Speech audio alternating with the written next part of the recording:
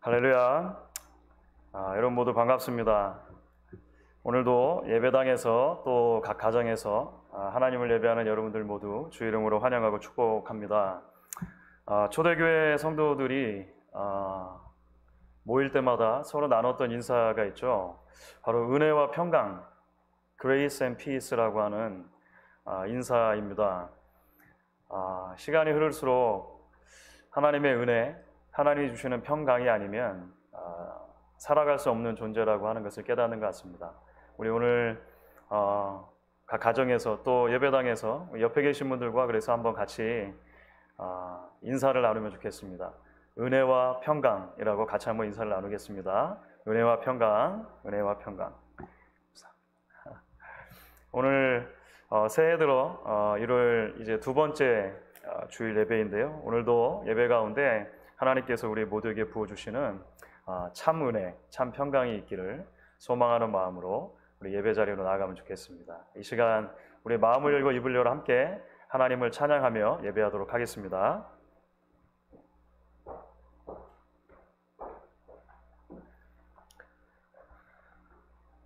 네, 저희 오늘도 어린 양 예수 그리스도 의지하는 가운데 함께 찬송가 250장 찬양하시겠습니다. 찬송합시다.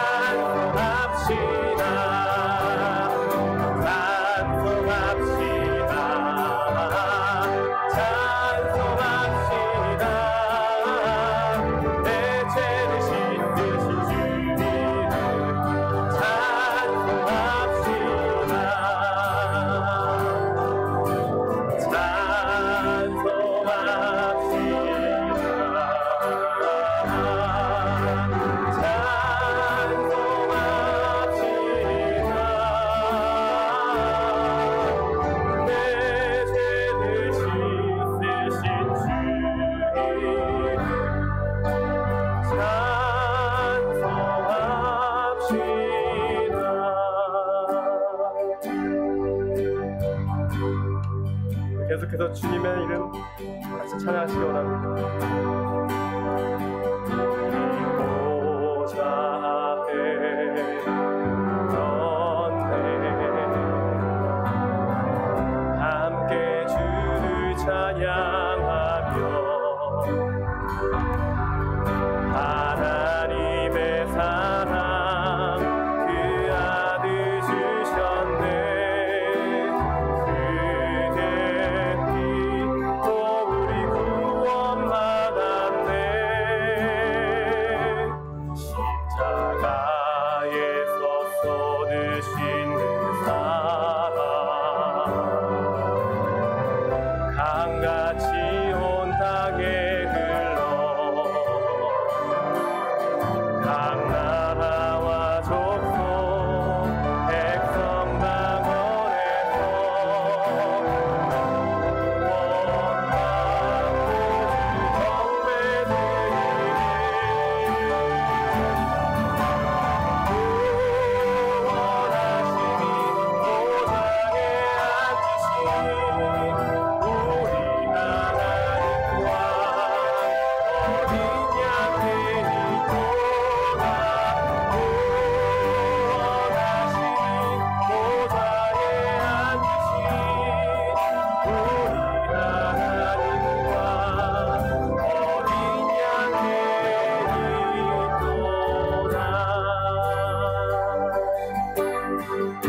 한 번 더 고백합니다. 우리 보좌 앞에 우리 보좌 앞에 섰네 함께 주를 찬양하며 하나님의 사랑 그 아들 주셨네 그의 피 또 우리 구원 받았네 십자가에서 쏟으신 사랑 강같이 온 땅에 흘러 각 나라와 족속 백성 방언에서 원받고 주 경배드리네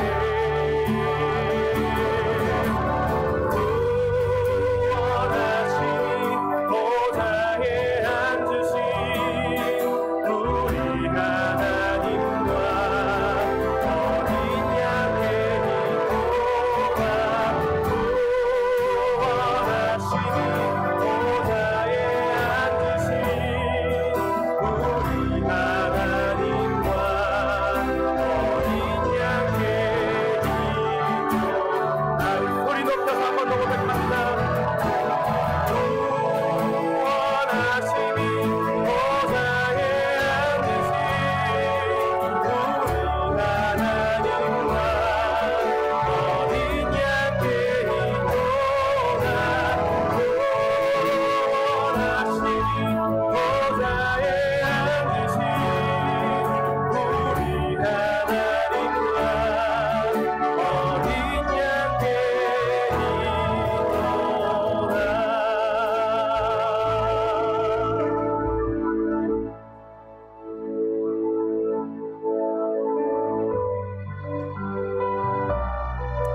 우리 자리에서 일어나셔서 우리 계속 찬양하겠습니다. 나의 반석이신 하나님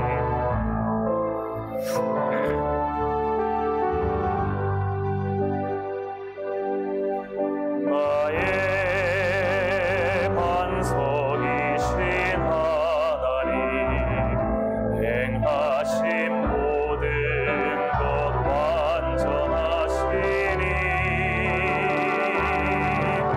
나의 생명 되신 하나님 내게 행하신 일 찬양합니다.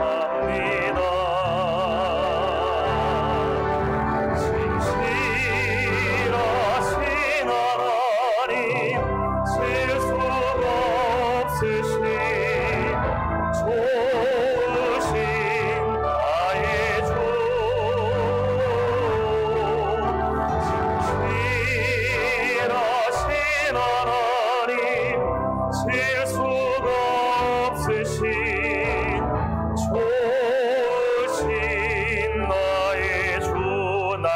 반석이신 하나님, 나의 반석이신 하나님, 행하신 모든 것 완전하시니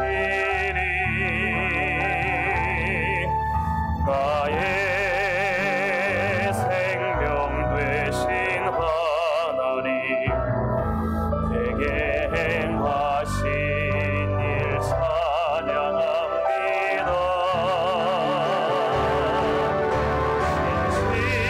신실하신 하나님, 실수가 없으신 좋으신 나의 주,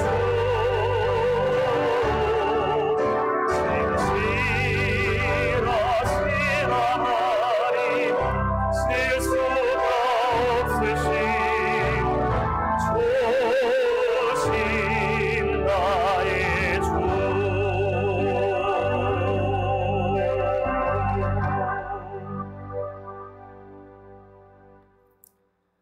우리를 향하신 하나님의 크고 놀라우신 사랑, 신실하심을 인하여 이 시간도 하나님 앞에 찬양과 영광 존귀를 올려드립니다. 지난 한 주간 동안도 우리가 발딛고 사는 모든 순간순간 동안에 우리 아버지 되셔서 우리와 동행해 주시고 함께 해주셨던 주님, 오늘 우리에게 복된 주일을 주셔서 하나님 앞에 나와 예배할 수 있게 해주심을 감사합니다. 여전히 우리는 예배당에서 또 많은 성도님들이 각 가정에서 이렇게 예배를 드리고 있습니다.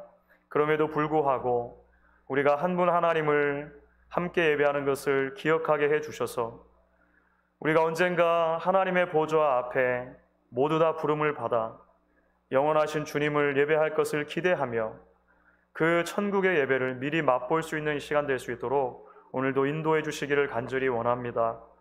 우리가 하나님 앞에 나아갈 때에 하나님께서도 우리에게 다가와 주시고 우리를 어루만져 주시며 예비하신 풍성한 은혜와 평강을 우리의 심령 가운데 부어주실 것을 믿사오니 이 시간도 하나님께서 우리와 동행하심으로 우리 예배를 온전히 받아 주시옵소서.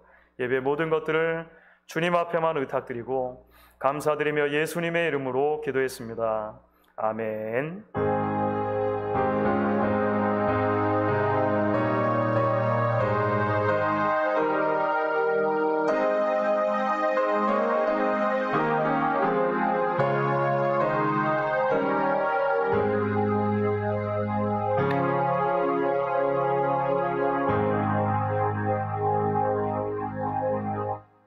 교독문 1번입니다. 시편 1편 함께 교독하도록 하겠습니다. 복 있는 사람은 악인들의 꾀를 따르지 아니하며 죄인들의 길에 서지 아니하며 오만한 자들의 자리에 앉지 아니하고 오직 여호와의 율법을 즐거워하여 그의 율법을 주야로 묵상하는도다. 그는 시냇가에 심은 나무가 철을 따라 열매를 맺으며 그 잎사귀가 마르지 아니함 같으니 그가 하는 모든 일이 다 형통하리로다. 악인들은 그렇지 아니하며 오직 바람에 나는 겨와 같도다. 그러므로 악인들은 심판을 견디지 못하며 죄인들이 의인들의 모임에 들지 못하리로다. 무릇 의인들의 길은 여호와께서 인정하시나 악인들의 길은 망하리로다. 아멘. 전능하사 천지를 만드신 하나님 아버지를 내가 믿사오며 그 외아들 우리 주 예수 그리스도를 믿사오니 이는 성령으로 잉태하사 동정녀 마리아에게 나시고 본디오 빌라도에게 고난을 받으사 십자가에 못 박혀 죽으시고 장사한 지 사흘 만에 죽은 자 가운데서 다시 살아나시며 하늘에 오르사 전능하신 하나님 우편에 앉아 계시다가 저리로서 산 자와 죽은 자를 심판하러 오시리라.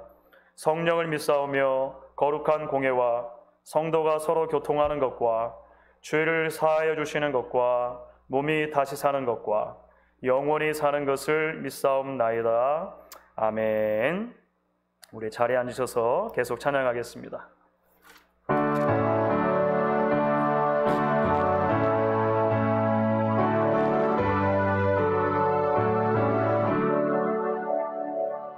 복의 근원 강림하사 찬송하게 하소서.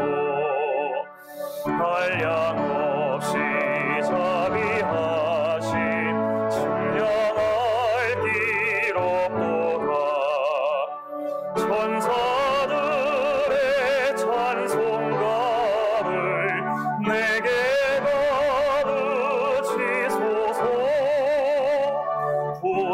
약속하신 그 사랑을 항상 찬송합니다. 주의 크신 도움받아 이때까지 왔으니 이와 같이 천국에도 이르기를 바라네. 하나님의 품을 떠나 죄에 빠진 우리를 예수 구원하시려고 보혈을 주셨네. 주의 귀한 은혜 받고 일생 빚진 자 되네. 주의 은혜 사슬되사 나를 좁게 매소서. 우리 마음은 연약하여 범죄하기 쉬우니 하나님이 받으시고 천국 이를 치소서.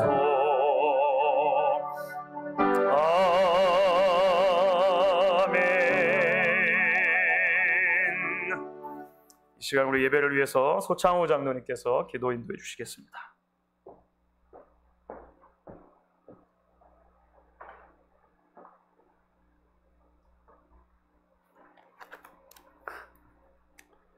하나님 아버지 은혜를 감사합니다. 이렇게 새해 두 번째 주일을 예배 드릴 수 있도록 하나님 함께 하심을 감사합니다. 특별히 코로나 바이러스로 인해서 같이 예배 드리지 못하고 이렇게 교회에서 또 가정에서 예배를 드리게 되었습니다.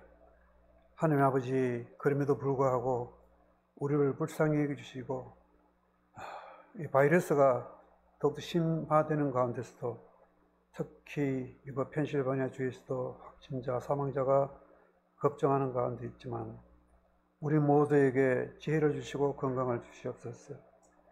철저한 마스크 쓰기와 거리를 유지하고 손 씻기를 잘할 수 있도록 하나님 함께 해주시기를 원합니다.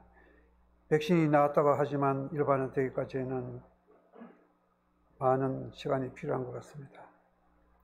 우리 모두에게 지혜를 더해 주시옵기를 원합니다. 어떠한 어려움이나 두려움이 있다 할지라도 하나님을 올바로 의지하는 믿음을 주옵시고 참 크리스찬으로서 세상에서 빛과 소금의 역할을 능히 감당할 수 있는 능력을 주시옵기를 간절히 원합니다.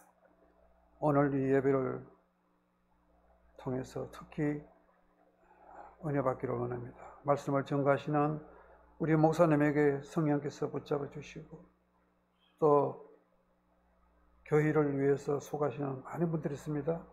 저들의 하나님의 은혜를 충만케 하여 주시기를 원합니다. 지난 한 주 동안에 국내적으로 많은 일들이 있습니다. 사건 사고를 통해서 우리 마음이 참 여러 가지로 불편한 가운데 있지만 그럼에도 불구하고 예수님만 바라보고 이 모든 어려움을 주님께 맡기는 삶이 되게 하여 주시옵소서. 그래서 우리가 전에처럼 일상으로 돌아올 수 있는 그날을 속히 허락하여 주시기를 원합니다. 아버지 하나님, 이 예배를 기쁘게 받아 주시옵소서. 모든 것 감사하고 예수 그리스도의 이름으로 기도합나이다. 아멘.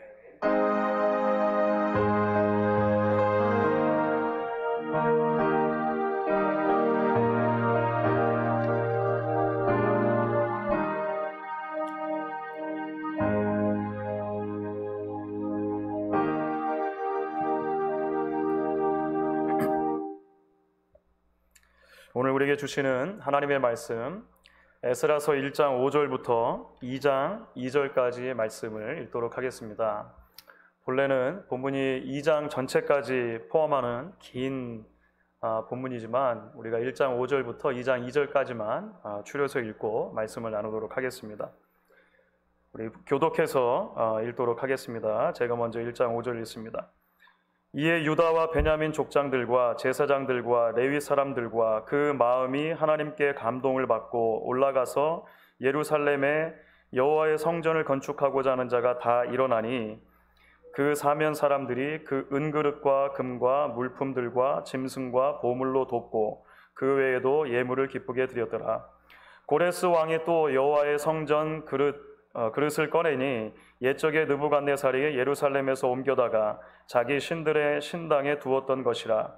바사왕 고레스가 창고지기 미드르닷에게 명령하여 그 그릇들을 꺼내어 세어서 유다 총독 세스바살에게 넘겨주니 그 수는 금접시가 30개요 은접시가 1000개요 칼이 29개요 금 대접이 30개요 그보다 못한 은 대접이 410개요 그 밖에 그릇이 1000개이니 금, 은 그릇이 모두 5400개라. 사로잡힌 자를 바벨론에서 예루살렘으로 데리고 갈 때에 세스바살이 그 그릇들을 다 가지고 갔더라.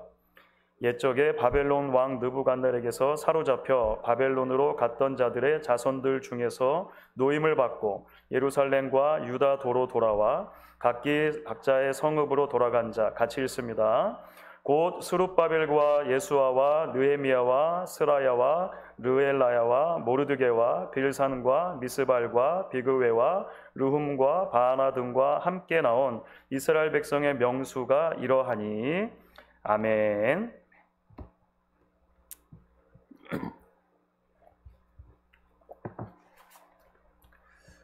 우리는 새해 들어서 여호와의 집을 세우라 라고 하는 큰 주제로 에스라서와 느헤미야서를 이제 함께 묵상하고 있습니다.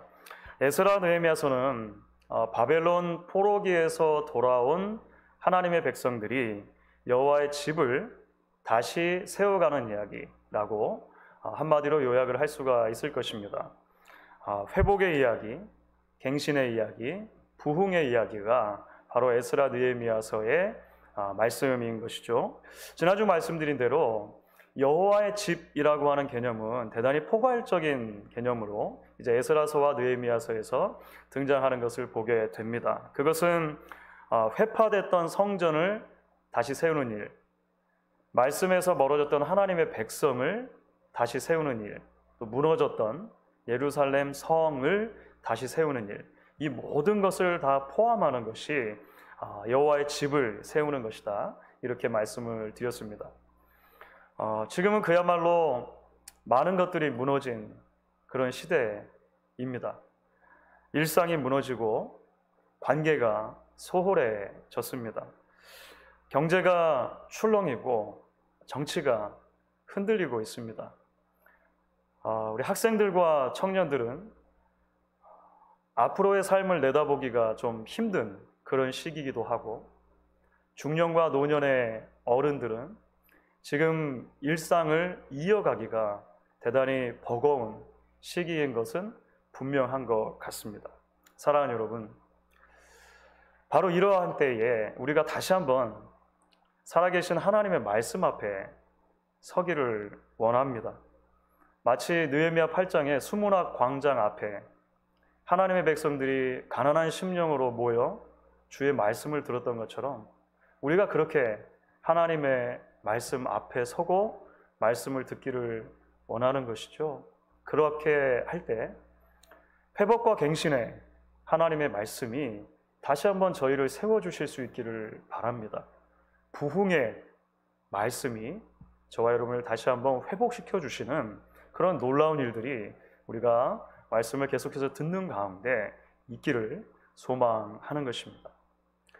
말씀드린 대로 오늘 우리가 함께 읽은 이제 본문의 이야기가 1장 후반부부터 해서 2장 전체까지 하나의 긴 명단으로 이제 이어지는 것을 보게 됩니다. 이 명단은 다름 아닌 바벨론 포로기가 지나고 나서 이제 다시 예루살렘으로 돌아온 귀환자들의 명단이라고 일단은 여러분들 이해를 하실 수가 있을 것입니다.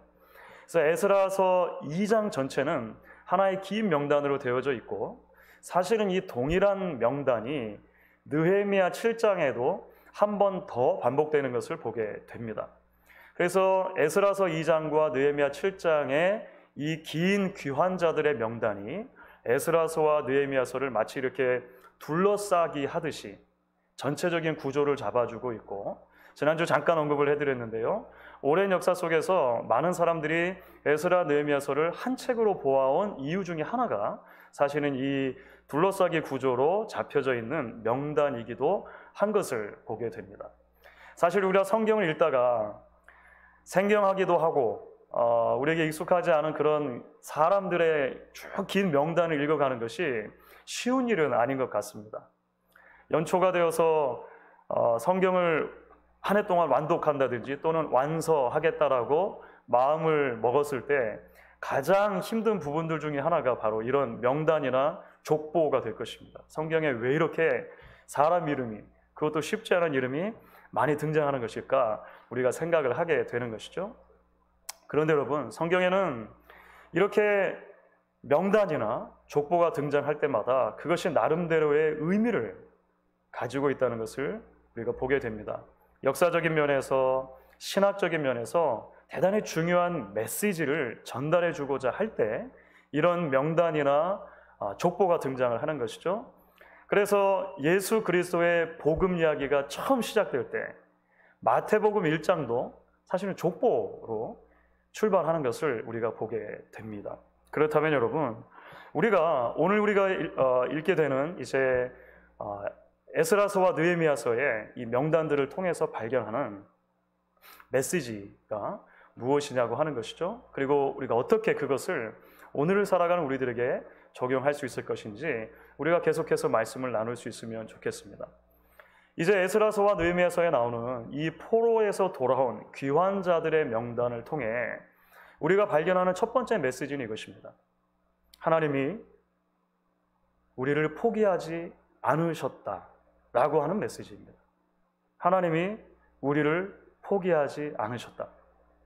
사실 이스라엘 백성들은 오랜 기간 동안 포로 생활을 하게 됩니다.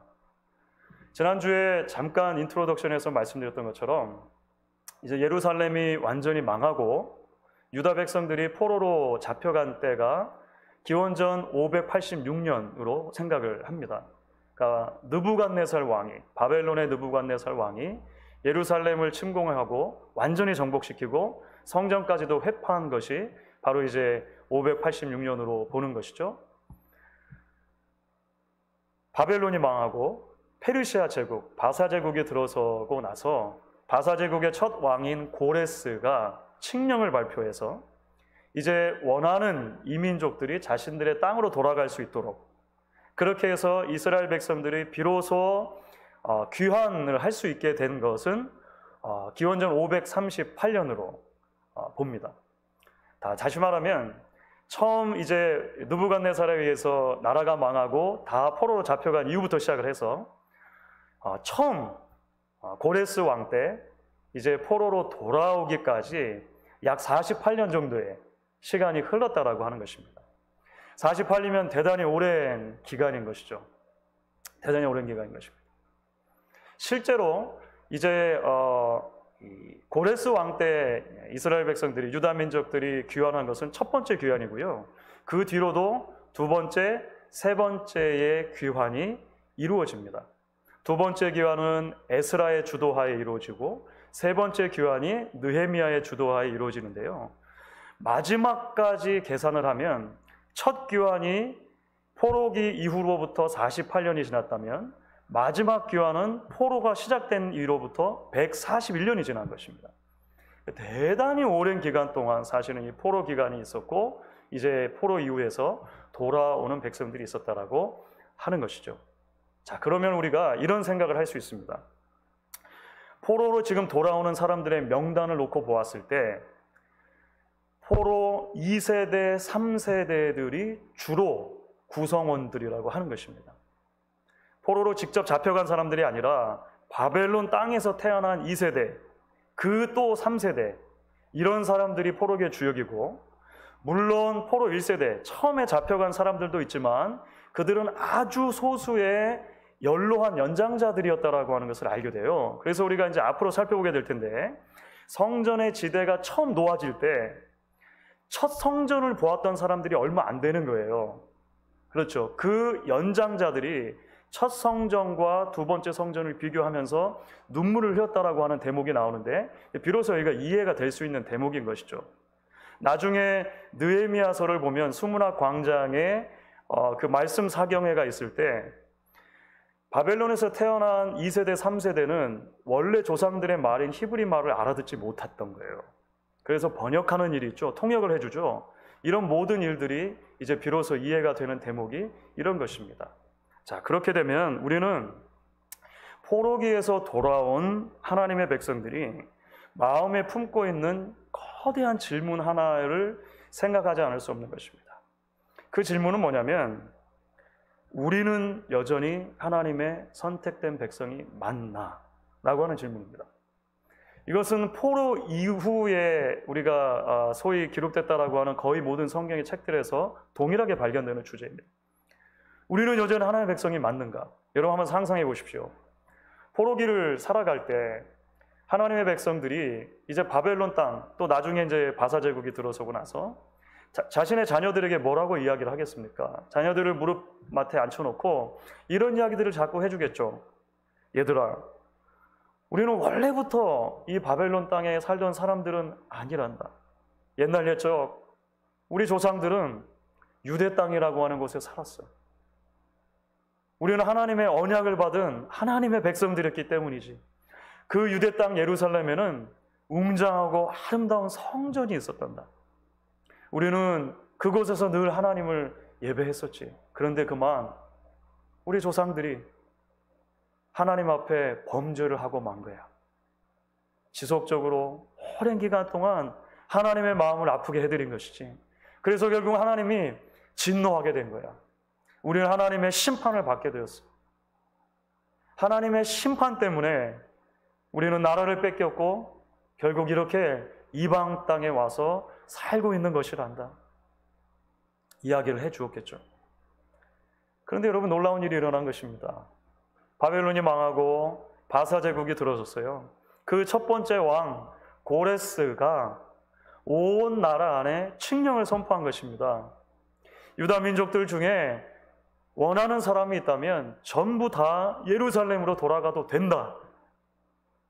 거기 가서 원래 섬기던 신을 섬길 수 있도록 성전을 짓고자 할 때 필요한 모든 것들을 공급해 주겠다. 어마어마한 일이 일어나게 된 것이죠. 이제 고향 땅으로 또는 조상들의 땅으로 돌아오는 하나님의 백성들의 마음속에 어떤 질문들이 생기게 되었을까요? 우리는 여전히 여호와 하나님의 백성이 맞는가? 질문이 당연히 있겠죠.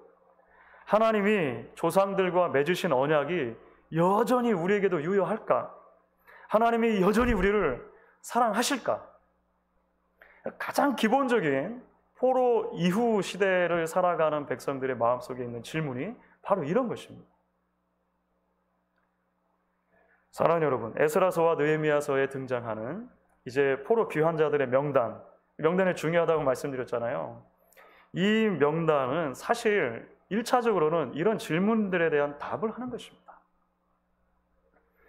나라는 망했지만 여전히 많은 이들은 살아남았습니다. 비록 고향 땅이 아닌 이방 땅에 와서 살고는 있지만 여전히 세대의 세대를 이어서 그들은 그곳에서 삶을 일구어 갈 수 있었던 거예요. 그리고 때가 되었을 때, 준비된 때가 무르익었을 때 그들이 다시금 예전의 그 고토로 돌아오고 있다는 것입니다. 여러분, 이것은 하나님의 성실하심이라고 하는 그 개념이 아니면 설명될 수가 없는 개념인 거예요. 하나님의 신실하심, 하나님의 변함없으신 사랑, 헤세드가 아니면 이해가 될 수 없는 개념이라고 하는 것입니다. 그래서 우리는 이 대목에서 예레미야 선지자의 노래를 떠올리지 않을 수 없습니다. 예레미야 선지자는 포로기 전, 그리고 나라가 망했을 시절에 주로 활동했던 선지자입니다. 그의 예언의 대부분은 앞으로 나라가 망할 것을 내다보면서 그리고 실제로 나라가 망한 상황에서 이제 전달한 메시지입니다. 예레미야 애가는 나라가 이미 망한 상태에서 슬픔의 노래를 지어 부른 것이 예레미야 애가의 내용이죠. 그런데 그 예레미야 애가 중에 우리가 잘 알고 있는 부분입니다. 예레미야 애가 3장 19절부터 22절까지의 내용을 보면 나라가 망한 것이 얼마나 애통하고 얼마나 슬프고 얼마나 괴로운 일인가를 말하고 나서 그는 곧 소망에 대해서 이야기를 합니다. 제가 한번 읽어보도록 하겠습니다. 예레미야 3장 19절부터 23절까지 한번 읽어보겠습니다. 내 고초와 재난, 곧 쑥과 담즙을 기억하소서. 내 마음이 그것을 기억하고 내가 낙심이 되오나 이것을 내가 내 마음에 담아두었더니 그것이 오히려 나의 소망이 되었사옴은 여호와의 인자와 긍휼이 무궁하심으로 우리가 진멸되지 아니함이니이다. 이것들이 아침마다 새로우니 주의 성실하심이 크도소이다. 이것이 예레미야 선지자의 슬픔의 노래 가운데 그 슬픔을 뚫고 우리까지 전달되어지는 소망의 노래인 것이죠. 여러분, 포로에서 돌아온 사람들은 그 자체로 하나님의 신실하심의 증거인 거예요. 아침마다 새로운 주의 성실하심이 그 백성을 끝까지 포기하지 않으시고 지켜주셨기 때문에 포로기를 살아가던 수많은 사람들이 다시 하나님의 땅으로 돌아와 그곳에서 하나님의 집을, 여호와의 집을 세우는 건축의 주역들이 될 수 있었다고 하는 것입니다. 여러분, 때로 광야와 같은 고된 삶을 살아가는 하나님의 백성들의 마음 깊은 곳에 늘 질문들이 떠오릅니다. 나는 여전히 하나님의 백성이 맞나? 여전히 하나님은 나를 사랑하시나? 아니, 하나님께서는 나를 기억하고는 계시나?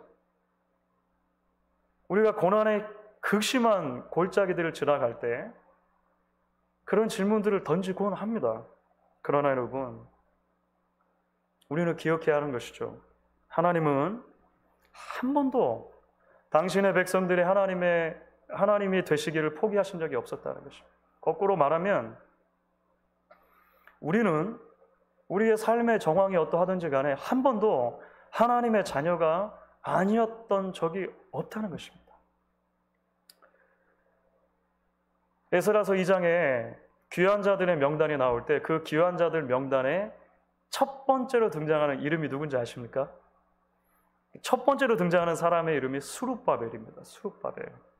그런데 여러분, 놀랍게도 이 스룹바벨은요, 마태복음 1장 예수님의 족보에도 등장을 합니다. 다시 말하면 예수님이 이 귀한 자들의 첫 번째 머리에 있었던 리더 중에 하나였던 스룹바벨의 후손으로 오시는 거예요. 스룹바벨은 사실은 유다의 마지막 왕의 손자거든요. 물론 다 몰락해버린 왕가이지만, 다시 말하면 예수 그리스도의 복음 이야기를 시작하는 첫 장면에 이 스룹바벨이 등장한다고 하는 것은 에스라서 2장, 느헤미야 7장에 나오는 이 귀한 자들의 명단이 남의 이야기가 아니라는 것입니다.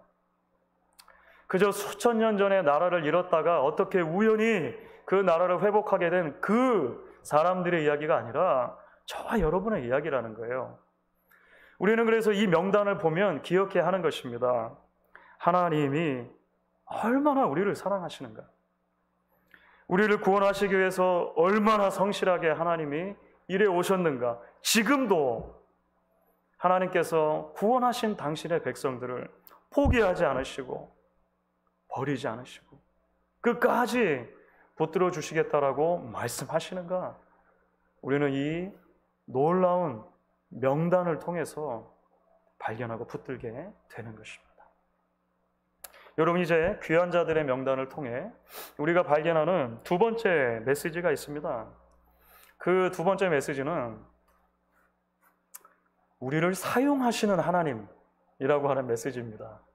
우리를 포기하지 않으실 뿐 아니라 우리를 사용하시는 하나님이라는 것입니다. 말씀드린 대로 포기하지 않으시는 하나님의 사랑 때문에 돌아온 귀한 자들이 하나님의 집을, 여호와의 집을 다시 세워가는 건축의 주역들이 됩니다. 그런데요, 우리가 이 명단을 조금만 더 자세히 들여다보면 금방 발견하게 돼요. 이 명단 안에 그야말로 다양한 사람들이 포함되어 있다라고 하는 것입니다. 사람의 심리를 알아보는 테스트 중에 이런 것이 있죠. 무인도에 한 가지만 가져간다면, 이런 비슷한 거 한 번쯤은 들어보셨죠? 무인도에 한 가지만 데려간다면, 1번 반려동물, 2번 생존 도구, 3번 열흘치 식량, 4번 구급량. 자, 여러분 같으면 어떤 답을 고르시겠습니까? 제가 어딘가에 이런 게 나와 있길래 재미삼아서 해보다가 저는 이제 2번을 골랐어요. 생존 도구. 이렇게 딱 골랐단 말이죠. 이게 이제 심리에 관련된 거니까 설명을 해주더라고요. 2번을 골랐을 경우 당신은 어떤 사람입니다. 리더형 성격. 당신은 주도적이고 적극적인 성향에 뚜렷하며 성취지향적인 성향에 강합니다. 빠른 결정력과 실행력으로 자신의 목표를 달성함으로써 만족감을 얻습니다. 듣기에는 대단히 좋은 말인데 저를 잘 아시는 많은 분들이 동의를 해주실지는 잘 모르겠어요. 특별히 저희 가정에서 이게 동의를 해줄지 잘 모르겠습니다. 이 심리 분석이 중요한 게 아니고요. 자, 여러분, 만약에 이런 질문들이 던져지면 대부분 우리는 어떤 식으로 답을 고릅니까? 답이 뭐든지 간에 우리가 답을 고르는 기준은 거의 비슷할 거예요. 무엇이 나에게 가장 유익한가? 이 것이죠. 그렇죠? 무인도에 진짜 살아갈 때 4가지 중 하나가 필요하다면 뭐가 가장 효과적일까? 뭐가 가장 유용할까를 가지고 우리는 모두 다 결정을 할 거예요. 답이 뭐든지 간에. 만약에 여러분 이것을 사람으로 바꿔놓는다고 생각해 보세요. 무인도에 한 사람만 데려가야 한다면 1번 의사, 2번 변호사, 3번 생존 전문가, 4번 배우자.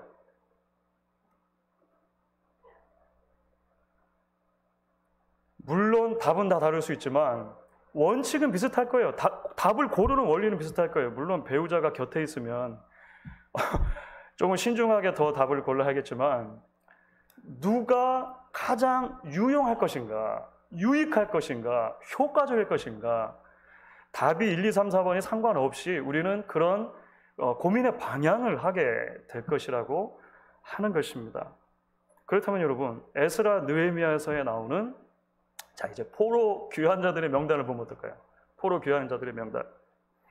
여러분, 귀한 자들의 첫 번째 미션이 있다면 그건 뭐니 해도 커뮤니티를 다시 세우는 것입니다. 여러분, 그렇죠? 특별히 아주 먼 길을 일단 여행을 해야 되고요. 그 먼 길을 여행한 이후에 고토로 돌아온 다음에는요, 아주 전문적인 면에서 사실은 여러 건축이 필요합니다. 일단은 성전을 지어야 돼요. 나중에는 성벽도 짓게 됩니다. 한 도시를 다시 재건하는 일이니까 적재적소에 필요한 수많은 인재들이 있었을 거예요. 그러니까 포로로 잡혀왔던 유대인들 가운데 만약에 귀환시킬 누군가를 우리가 골라야 한다면, 그렇죠, 고를 수 있는 조건이라면 여러분 누구를 고르시겠습니까? 당연히 유익한 사람을 고르겠죠. 당연히 커뮤니티를 새롭게 세워가는 데 있어서 적합한 사람, 가장 유용한 사람으로 아마 우리는 고를 거예요. 그런데요, 실제로 돌아온 사람들의 명단을 보면 그렇지만은 않다는 것입니다. 그렇지만 않다는 거예요. 물론 그들 중에는 스룹바벨과 같은 왕족도 있습니다. 그리고 리더급에 해당되는 사람들도 있어요. 제사장들과 레위인들도 있습니다. 그런데요, 명단을 살펴보다 보면 나중에는요, 사실은 성전에서 허드렛 일을 하던 사람들도 거기에 포함되어 있습니다. 남종과 여종들도 포함되어 있는 것을 보게 됩니다. 중요한 가문이 아니거나 아예 조상의 이름들조차도 찾아볼 수 없는 그런 사람들도 등장해요. 예를 한번 들어보도록 할게요. 여러분, 2장 3절부터 20절까지를 보면 쭉 사람들의 이름을 소개할 때 공통점이 있는데 누구누구 자손 이렇게 등장하죠. 여러분 그렇죠? 금방 찾으실 수 있을 거예요. 3절부터 20절까지입니다. 그게 누구누구 자손이에요. 그런데 21절부터 23절을 보면 갑자기 바뀌어져 있습니다. 어떻게 되어 있습니까? 출신 지역으로 언급이 됩니다. 베들레헴 사람, 느도바 사람, 아나돗 사람 이렇게 되어 있죠. 무슨 차이가 있을까요? 이게 사실 이제 학자들이 물론 무슨 차이가 있을까에 대해서 조금씩 의견이 갈리긴 합니다만 많은 사람들은 지역 출신으로만 언급된 사람들은 사회적으로 대단히 낮은 계급이었을 것이라고 보통 봅니다. 왜냐하면 당시 유대 문화로 봤을 때 조상의 이름을 언급한다는 것은 조상들에게 대대로부터 할당된, 물려진 땅이 있다는 것을 언급한다는 거예요. 그러니까 상속이죠. 유대인들에게 굉장히 중요한 개념이거든요. 우리말로 하면 그렇게 조상들의 이름이 아니라 그냥 출신 지역으로만 언급할 수밖에 없는 사람들은 흙수저예요, 흙수저. 아무것도 그들에게는 찾아볼 수 있는 좋은 조건이 없다라고 하는 것입니다. 여러분 심지어 59절 한번 보죠. 59절. 2장 59절입니다. 59절 여러분 같이 한번 읽으실 수 있으면 같이 한번 읽어보겠습니다. 델멜라와 델하르사와 그룹과 아단과 인멜에서 올라온 자가 있으나 그들의 조상의 가문과 선조가 이스라엘에 속하였는지 밝힐 수 없었더라. 와, 이 귀한 자들의 명단에 아예 이런 내용이 포함되어 있어요. 명망 있는 가문이 아닌 정도가 아니라 이 사람들은 아예 그 조상이 이스라엘 사람들인지 아닌지조차도 구분이 안 되는 거예요. 그런데 이런 사람들이 귀한 자들 명단에 포함되어 있어요.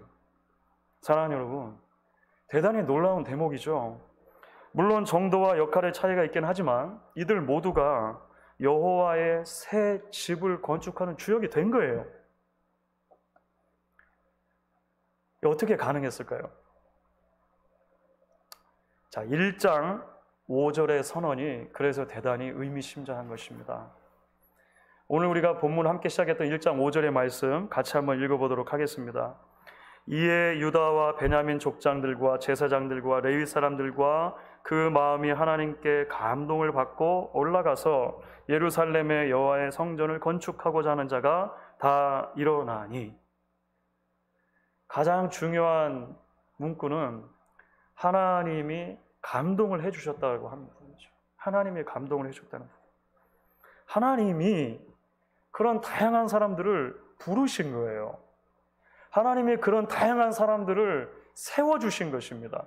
하나님이 그런 다양한 사람들의 마음을 움직여 주셔서 그들로 하여금 돌아가게 해주시고 그곳에서 하나님의 새로운 커뮤니티를 세워갈 수 있도록 해주셨다라고 하는 거예요. 그들이 유익했기 때문만이 아닌 거예요. 그들이 쓸만했기 때문만이 아닌 것입니다.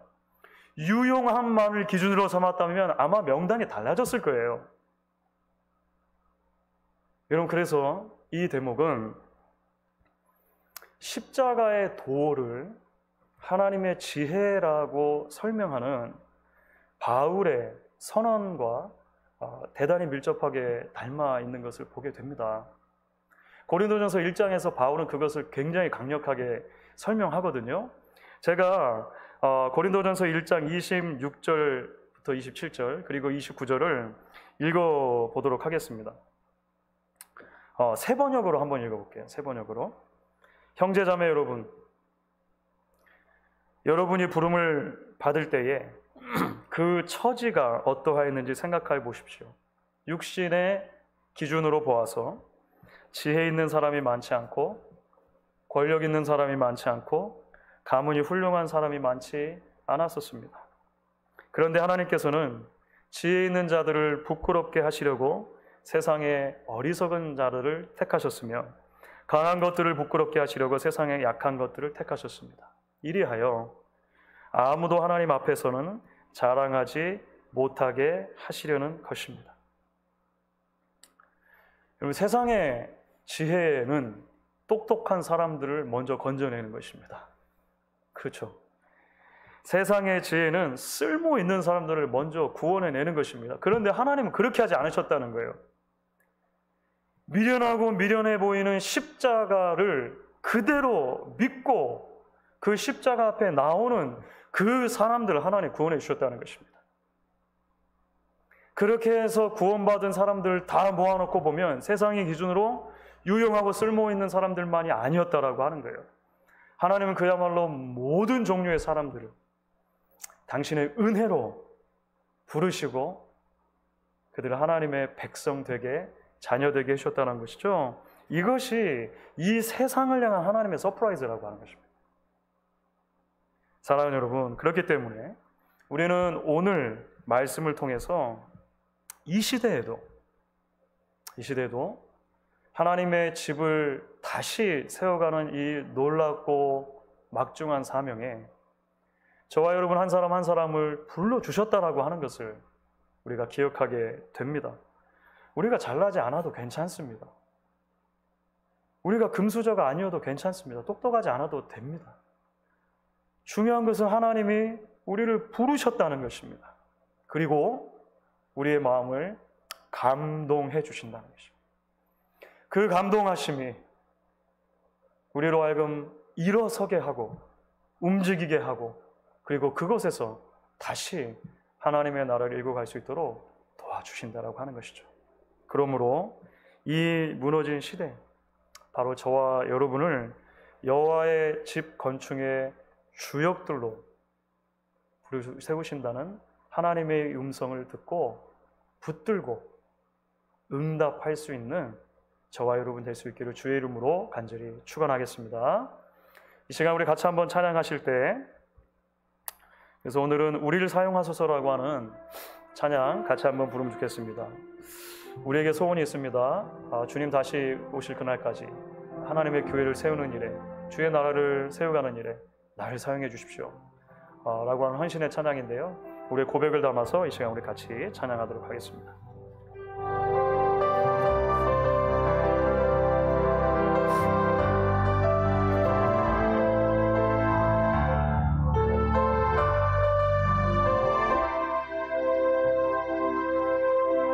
우리에게 소원이 하나인데 주님 다시 오실 그날까지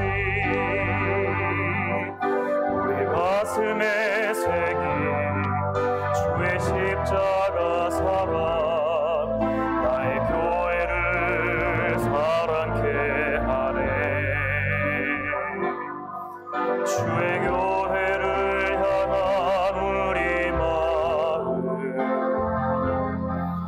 희생과 포기와 가난과 고난, 하물며 죽음조차 우릴 막을 수 없네. 우리 교회는 이 땅의 희망, 교회를 교회되게, 예배되게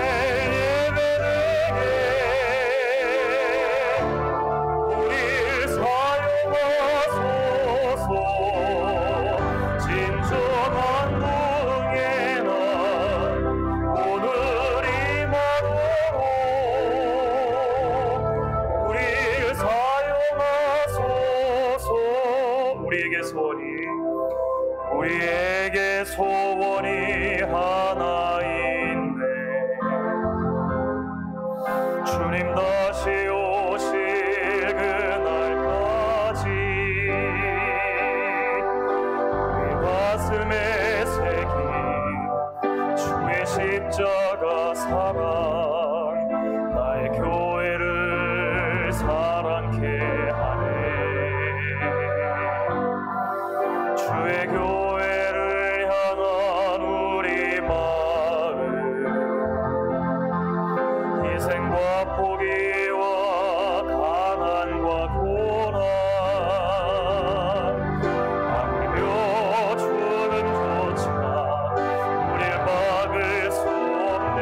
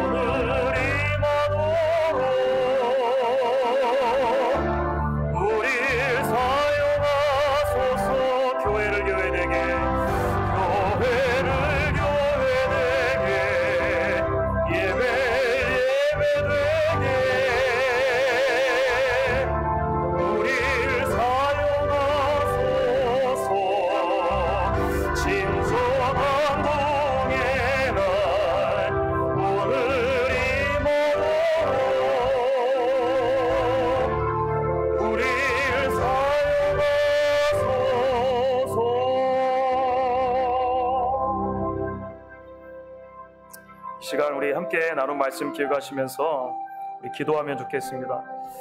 하나님은 우리를 포기하지 않으십니다. 하나님 우리를 사랑하기를 멈추지 않으십니다. 우리의 환경이 어떠하든지 간에 우리는 하나님의 자녀이고 하나님의 백성인 것을 다시 기억하면 좋겠습니다.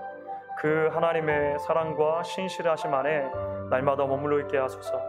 동시에 하나님께서는 그렇게 신실함으로 보호하시는 우리를 하나님의 집을 새롭게 건축하는 주역들로 오늘날도 불러주십니다. 이 시간 무너진 이 시대 가운데 하나님의 집이 다시 세워지는 데 있어서, 주의 교회가 다시 세워지는 데 있어서 우리 한 사람 한 사람 사용해 주시기 원합니다. 우리의 조건이 아닌 하나님의 감동하심을 바라보며 순종하게 하소서. 여러분 이 시간 말씀 기억하시고 한번 기도하도록 하겠습니다. 하나님 아버지 감사합니다. 하나님께서 오늘도 우리를 예배 자리로 초대하실 뿐만 아니라 하나님 말씀 가운데 우리에게 다가와 주시고 우리에게 도전해 주시니 감사합니다. 에스라 느헤미야서의 하나님 귀한 자들을 바라보고 하나님 그들의 모습 속에 우리를 발견합니다. 하나님의 성실하심이 아니면 하나님의 인자하심이 아니면 아침마다 새로우신 하나님의 은혜가 아니면 우리가 도무지 존재할 수 없음을 고백합니다. 동시에 우리 안식년들을 부르시고 하나님의 백성으로 삼으신 분 아니라 주의 나라를 세워가는 주역들로 이 시간에도 부르시는 주. 우리는 연약합니다. 우리는 부족합니다. 우리는 하나님 여전히 하나님 아버지 참으로 허물일 때가 많음을 고백합니다. 그러나 주의 부르심 앞에, 주의 감동하심 앞에 우리를 내려놓게 하시고 하나님 앞에 드리게 하시고 하나님 일어서 주님 앞에 순종할 수 있는 백성들이 될 수 있도록 하나님 아버지 우리를 감동해 주시고 인도해 주시기를 원합니다. 존귀하신 주님 우리로 다가와 주셔서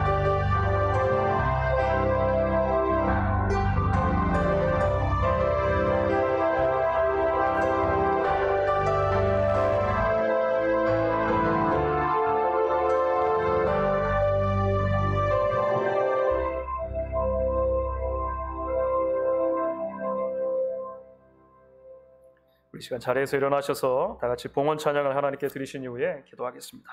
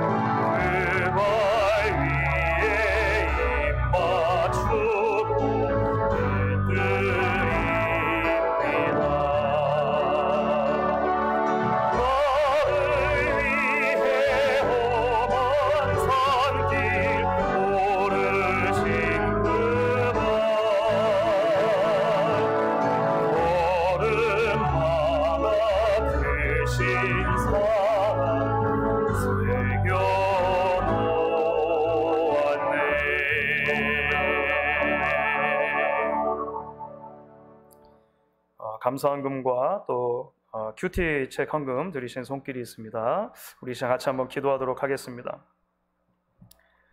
하나님 아버지, 에스라서와 느헤미야서의 귀한 자들의 명단을 통해 우리 자신들의 이름도 그곳에 있음을 다시 한번 발견케 하시니 감사합니다. 우리를 향한 사랑과 신실하심을 끊지 않으시고 날마다 우리에게 베풀으시는 그 인자와 긍휼하심이 우리를 여전히 존재케 하시고 우리를 이 땅에 하나님의 백성으로 살게 하시는 것을 믿습니다. 고난의 시기를 지날 때에 고되고 힘겨운 날들을 지나갈 때에 하나님의 이 신실하신 사랑이 날마다 우리를 붙들고 계심을 잊지 않도록 우리를 인도해 주시옵소서.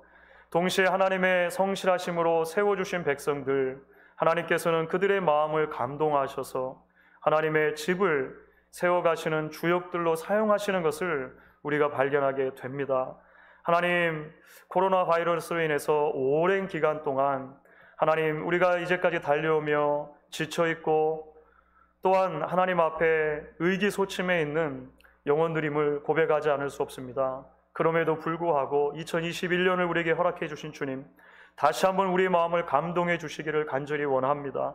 하나님께서 우리 마음 가운데 하나님의 일들을 부릴 듯 일으켜 주시기를 원하고, 그리하여 그 부르심에 응답할 때에 하나님께서 우리 한 사람 한 사람을 통해 다시 한번 이 시대 가운데 무너져 있는 수많은 자리들을 세워주시기를 하나님 간절히 소망합니다. 하나님, 사랑하는 목양 공동체에 속한 주의 백성들, 가정들, 사업터들, 우리 공동체 전체를 하나님의 말씀으로 지키시고 보호해 주셔서 날마다 새로운 힘으로 일어설 수 있도록 하나님 인도하여 주시옵소서. 오늘도 예배하며 하나님께 헌금을 드리는 여러 손길들이 있습니다.